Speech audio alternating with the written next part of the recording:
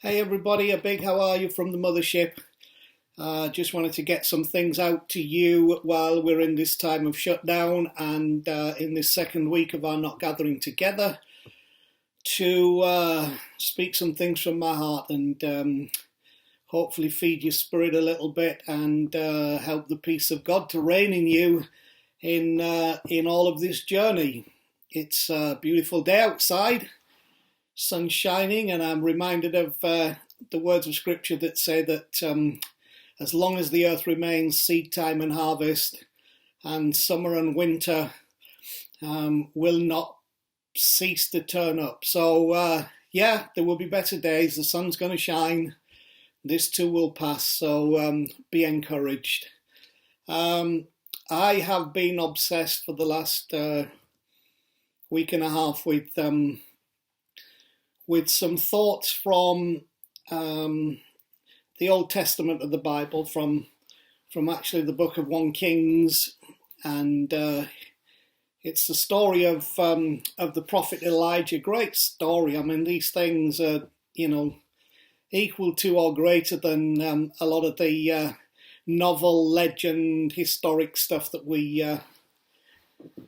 like to read, and well worth the read. And this story of Elijah, who was one of the great prophets of the nation of Israel, starts in 1 Kings chapter 17. And what I want to talk to you about, not just in this presentation, but also in at least one more subsequent one, is the events that are recorded in chapter 17 and through chapter 19, from when Elijah bursts on the scene. But you'll see from what I want to talk to you about that there are some great significant relevances from which I think we can draw some wisdom at a time like this. Forgive me if I keep looking off to the side. I've just got my notes there, and I am not a technophile, but I'm not bright enough to figure out how I can have them straight in front of me, and I don't have any idiot cards, probably because we've got no idiots in the house who can hold cards, except possibly me, but then I'm this side of the camera, so there you go. Anyway, this whole narrative from 1 Kings 17 through 19, it's a story that's absolutely rich with metaphor and with magic. For a time like this, it includes self-isolation, empty shelves, obedience, the need for change, helping and serving others ahead of our own needs, and unexpected sources of provision. So the outcome is that those in the remit of the story had enough, and that's part of my thrust and my drive to you today in talking about this. We're introduced to the story with this guy called Elijah bursting on the scene, and I suppose with great vigour and self-confidence in his prophetic gift pushing him from the inside to come out. And can I say a word on that at the moment? People are prophetic like me. There's lots I wouldn't and can't say at the moment, because the prophetic heart tends to see not what is, but beyond what is. And maybe we'll talk about some of those thoughts and ideas at a more appropriate time.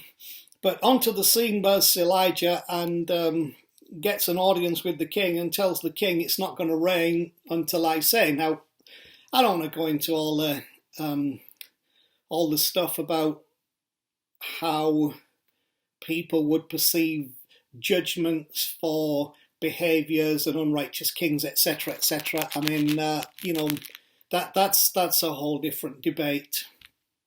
What I want to pick up on is really what I believe the words of Scripture, the narrative of this ancient book, is trying to convey to us today in March 2020, in the middle of the COVID-19 scare, and how it might touch and affect our lives. So he comes in, of course, he says there'll be no rain. Now, that's really setting the scenario for a series of events out of which I want to draw the thoughts, because obviously if there's no rain on the land, then that produces a state of drought, and if there's a state of drought, that produces a state of famine. So we've got this backdrop here of drought, famine, lack. What do you do in the midst of this situation to survive, to thrive, to understand, to make it? Well, we finish up with Elijah. Of course, he becomes the victims of his own prophecy and his own words, because having said it's not going to rain, of course, the famine, the drought and the famine that come also affect Elijah, who said there would be no rain. Okay, without getting too controversial, the words that we speak and the things that we put in place are never confined to the moment in which those words were spoken, or what those words were designed to put in place is put in place. It goes beyond that. And now Elijah finds himself in a situation where what he has said and released has produced scenarios that he probably did not expect to the degree that he's now experiencing them. And so within all this, we also get this wonderful thing called grace that pervades our universe. It's a God thing that flows and works, and we need to be conscious that grace is there for all of us, that favour and something that flows that we want to latch onto and attach to and receive it. It's the same grace that we've talked about in the last few weeks when we were able to gather on a Sunday, that this miracle that even the Bible narrative covers this, and I believe science also holds this understanding that life comes out of chaos, that the clashing together of all the things that we would term as chaos are the very things that in their banging together and coming together and working, they're the very things that produce the building blocks and the essence of that which is life, and let there be something coming out of it. And I believe this situation is no different and can be no different if you will engage and understand that even in the chaos of your own life, there is a let there be, like it says in Genesis chapter 1, that can bring life from the chaos. Chaos is not the end of life. If you look at it from the correct perspective, chaos is the beginning of a life. And I want you to have a big expectation that there are some new beginnings, even for us as Q. What's this saying to us as a family, and how we do church, and what we believe the good news is and who it's for? So let that affect you anyway. So Elijah as the victim, one could say, although we don't have victim mentality, but as the victim of his own confession, here's a word from God that says, go to the brook Kerith. Now, he obeys. So sometimes we have to be obedient to what's being said, that might help us in the situation. And so anyway, Elijah clears off into the hills, into the mountains, to this place where there is a brook that's still flowing, called Kerith. Now, what's interesting there is that while he's at the brook Kerith, something amazing happens. Now, whether you believe this is literal or whether this is metaphorical, I believe it is nevertheless true as an amazing principle that I think if you can grasp it at this time, will affect your expectations and your anticipation of what may happen within the midst of all that's going on. Because the story records in this chapter 17 of 1 Kings that ravens came every morning and every evening, and they brought bread and they brought meat, and they deposited it for Elijah to eat. Now, some of you clean freaks would say, I ain't eating nothing that comes out the mouth of a raven. It's a carrion bird. It feeds off scraps and carcasses and don't have that attitude, because some of you will say, I don't want anything that comes from a Conservative government. I don't want anything that comes from a Labour government. I don't want anything that comes from a Social Democratic perspective. I don't want anything that comes from X. I don't want anything that comes from Y. And we have all these perceptions sometimes that are prejudices within us, that sometimes our very own prejudices will not allow us to receive and to thrive within a situation. Don't have prejudices in this situation. We all have views and we all have opinions, but don't let them create prejudices, because prejudices create judgments, and judgments create sentences, and sentences create consequences that have to be carried out, and the end result of that is never good and it's never life. So let's not be a bunch of accusers. So the story says that these ravens brought bread and meat. Now, the essence of the story is that ravens, which are carrion birds, there's no way that they are voluntarily giving up that which was theirs. But the miracle is that somehow something that would not voluntarily give up that which belongs to it, by some interactive process, becomes willing to give up that it would normally give up. It's a message of provision from unexpected places. It's a message of things being let go that normally you would not expect to be let go. It's a message of someone else's spoils becoming your provision. And it's an unexpected, and in many ways you could say unrealistic thing, and yet I believe the narrative is trying to get through to us that those things will happen in these kind of times and situations, and that we should be willing to find our brook Kerith, our place of peace, our place where there is a flow of sustenance, and believe that I would put it this way, that God will provide. Some of you might say that the universe will provide and nature will provide. I like to put it the way that I believe that God will provide, that things will be given up into your hands that you could not normally expect. So be in that place with a willingness to receive, because this was the experience of Elijah's self-isolation. Get the point? Clever. Thank you. You're welcome. I'll see myself out. Okay, so the other point is this, that throughout all of this situation, of which Elijah himself was, in essence, you could say, partly to blame, he had enough. And in this situation we're in, all that we all need is enough, okay? I think it's extremely sad, the hoarding that's going on. There is a principle in social understanding that is to do with why herds stampede. So, why does a herd of buffalo or a herd of cows or whatever, why do they stampede? And they do it because one or two creatures get spooked. And then all the other creatures get spooked, not because they know what they're spooked about, but because the other two creatures got spooked. So now everybody's going to do what the two do who originally got spooked, who may not have even been spooked by anything legitimate.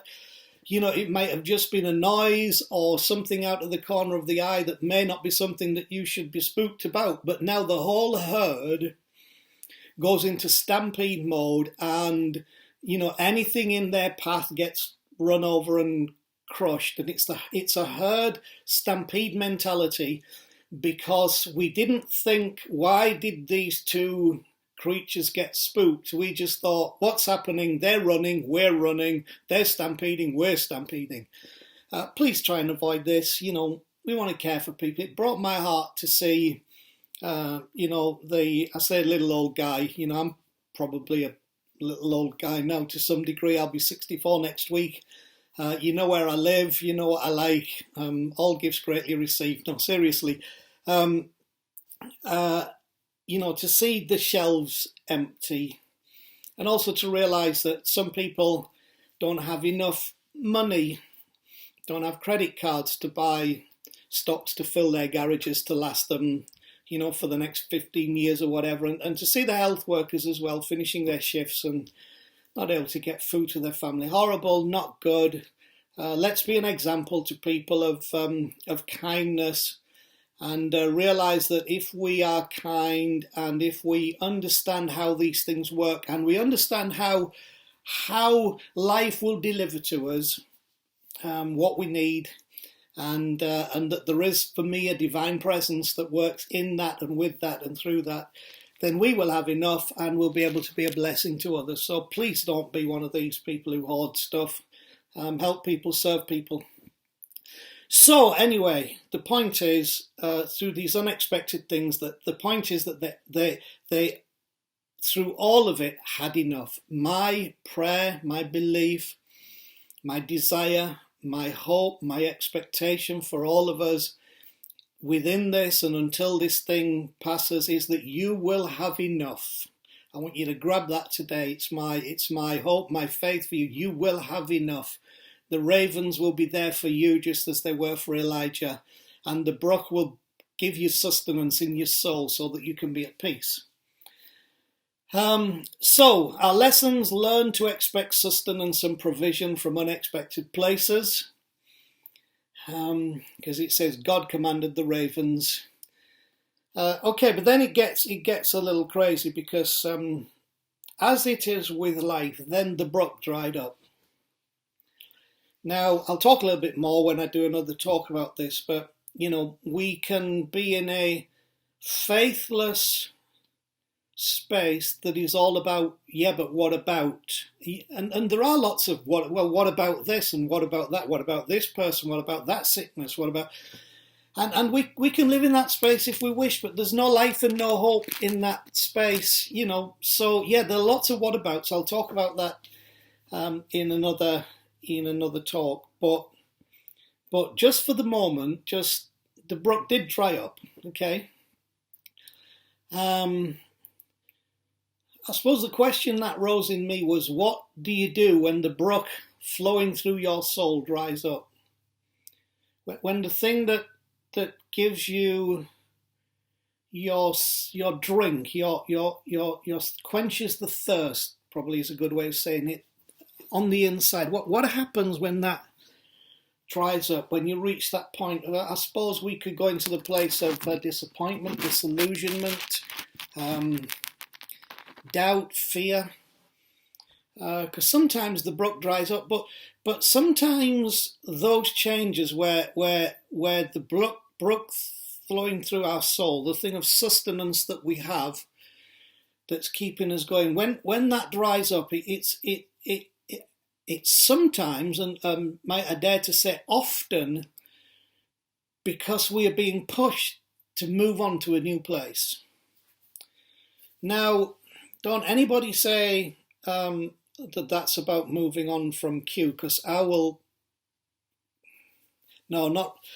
really. I just don't want you to interpret that, because we love you and we want you with us. But in our hearts, in our lives, in our thinking, in our mentality, in our planning, in our processes, in our vision,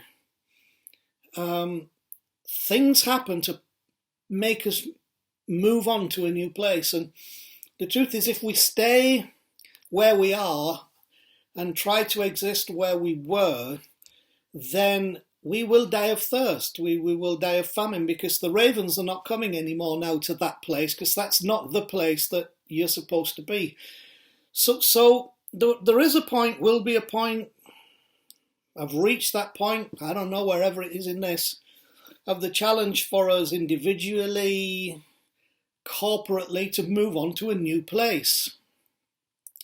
And that's what happened with Elijah. But in order for him to do that, the brook that was sustaining him, flowing through his soul, had to dry up. So So if you see that happening in some way, however you would interpret this, I know it's a metaphor, and I love metaphors. I'm a bit of a romantic storyteller in that.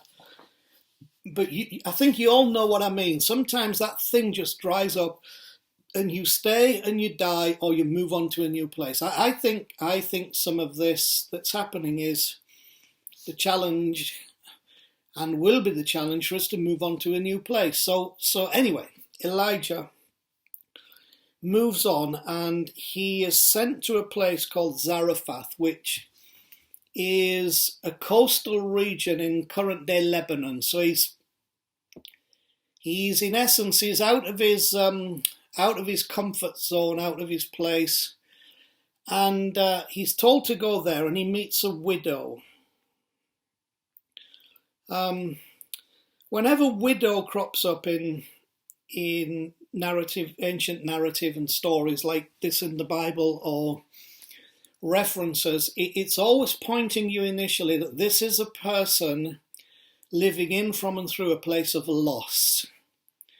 Again, it's a metaphorical time bomb that's supposed to go off in your spirit to say all that's happening with this person is happening from a root of loss. There's a place of loss that is shaping how this person thinks, and is also giving you insight to their need, their emotion, their heart. So there's this widow, and just as the instruction says, don't touch your face, don't do what I just did. Anyway, she is collecting firewood. And the reason she's doing it, the narrative says, is because in this drought and famine, in this crisis, in this pandemic, she has a fatalistic mindset that one say might be justified. We don't know if she's lost her husband during the crisis. We don't know if she's been a widow for a long time. We don't know. The widow thing is just alerting us to that situation. And where her head is she's going out to collect firewood, because at home she has a small jug of oil, and she has a jar of flour. And the narrative says, that the story says, that she was going out to get this firewood so she could make a cake with the oil and the flour to bake, so that her and her son, which would seem to be her only son, that her and her son could eat this last meal together before they died of starvation and lack. See that the mentality that's going on, this fatalistic picture that's being painted.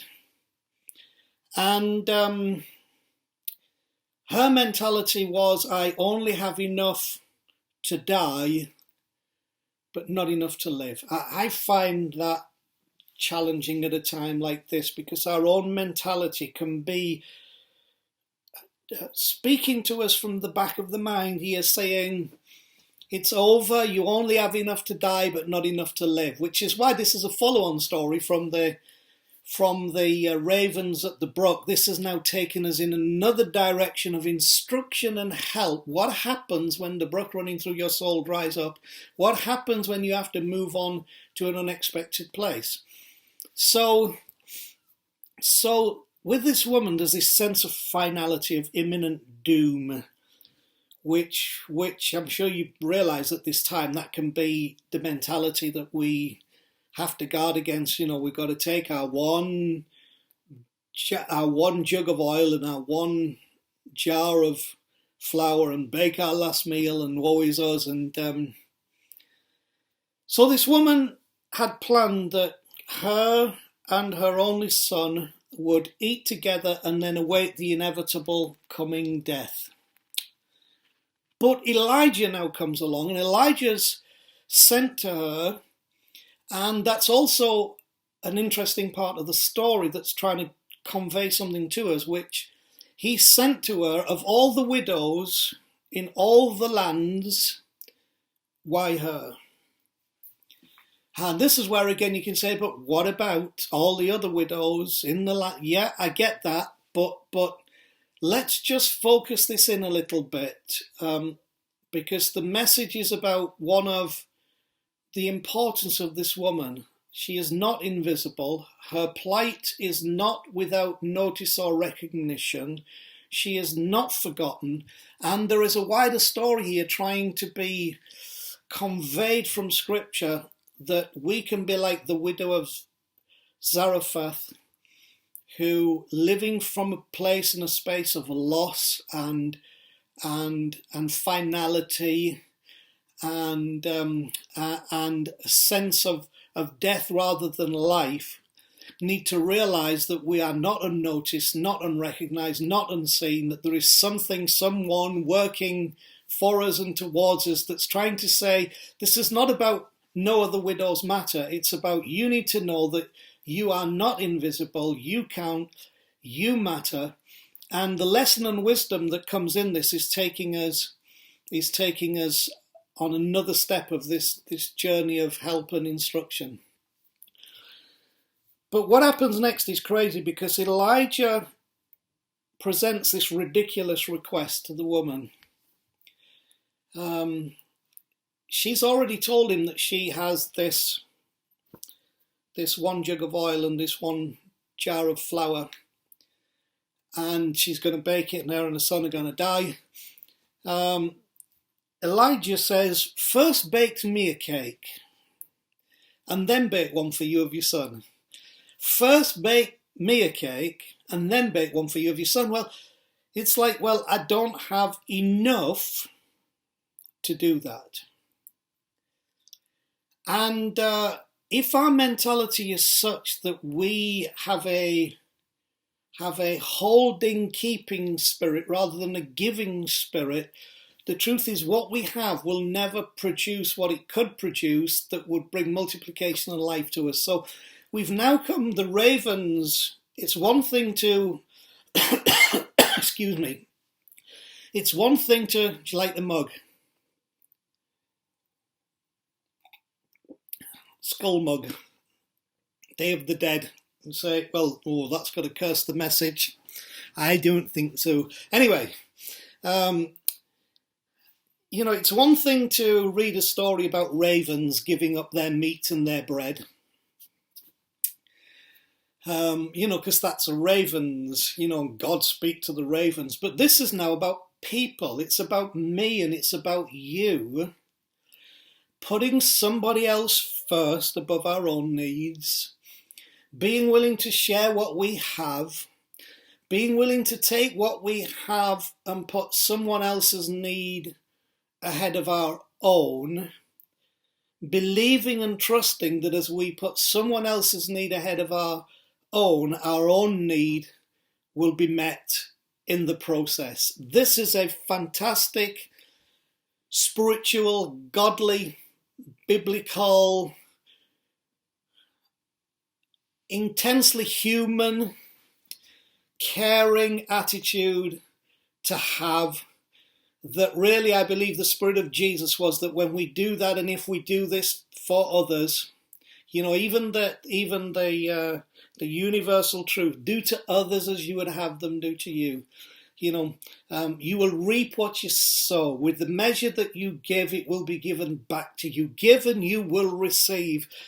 Some things that we like other people to do that. We like ravens to do that from the unexpected. But this story is bringing us back to saying, what about you? What about your heart? What about your willingness? Can you have the Spirit of Christ in this situation? In the way that you handle the resources that you have in the context not only of yourself and others. Yes, we understand that you've had loss. Yes, we understand that there has been lack. Yes, we understand that the situation is speaking to you of fatality. But in the midst of all that, remember, this woman's not got a larder full. She's not got a fridge full, a freezer full. In the midst of all that sense of disaster, are you willing to give? Because somehow it seems that in the universe, in the world, in what the Bible might call the kingdom, when you do that, something gets released into what you have that changes the nature of what you have.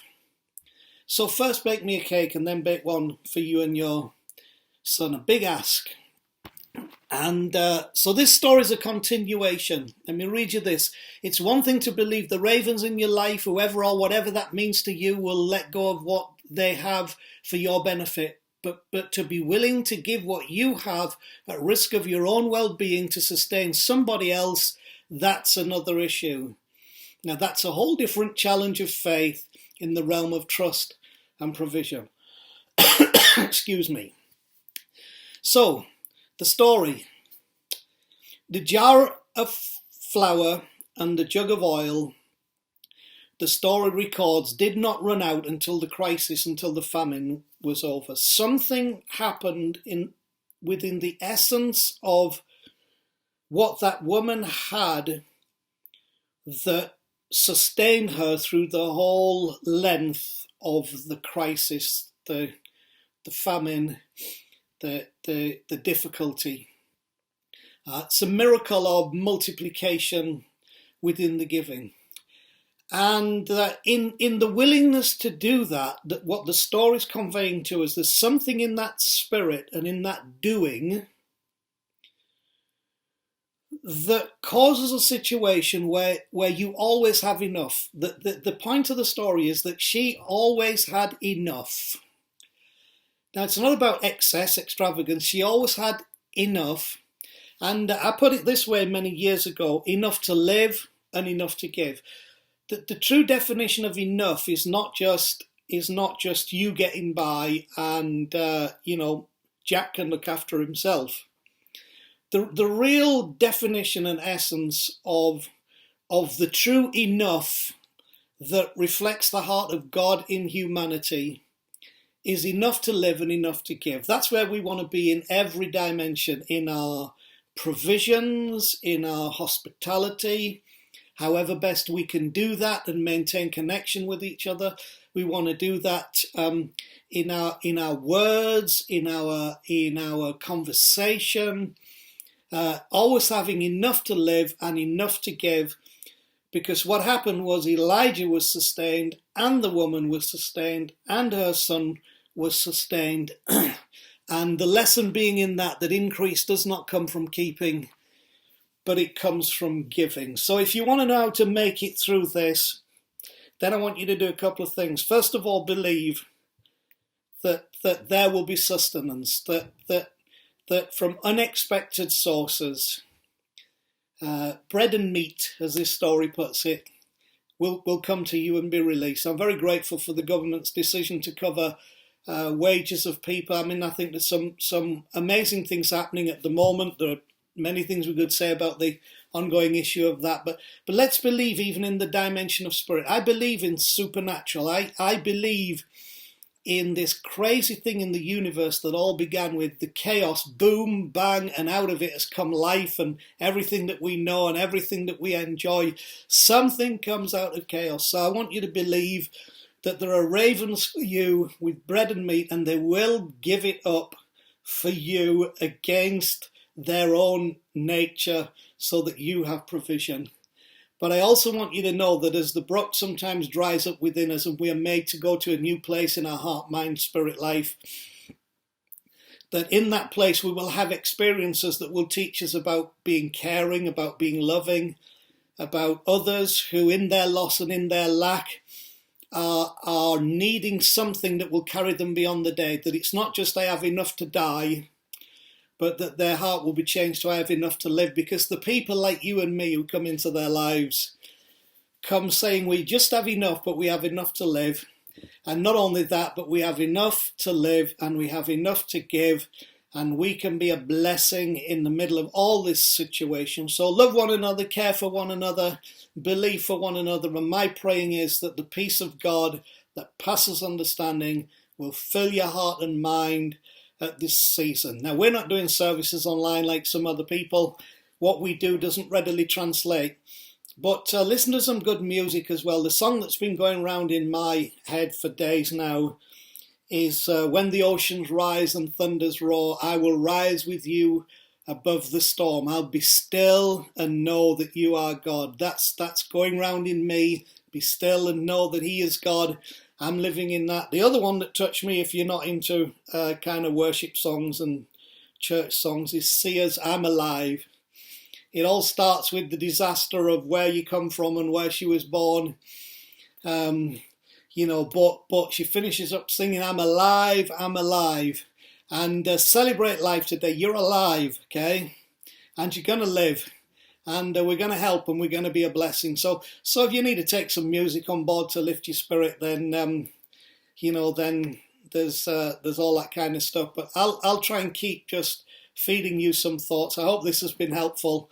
And I bless you in Christ's name, that the Spirit of Christ will pervade everything within you, that which is transcendent through all time and space, that's always been and is always flowing, and that has made this world and the beauty go on for all this time, will make you go on for a lot longer yet. So we bless you, we love you, and please let us know if we can serve you in any way, if we can help you. We've got lots of people saying, I can pick up groceries, I can transport, I can do...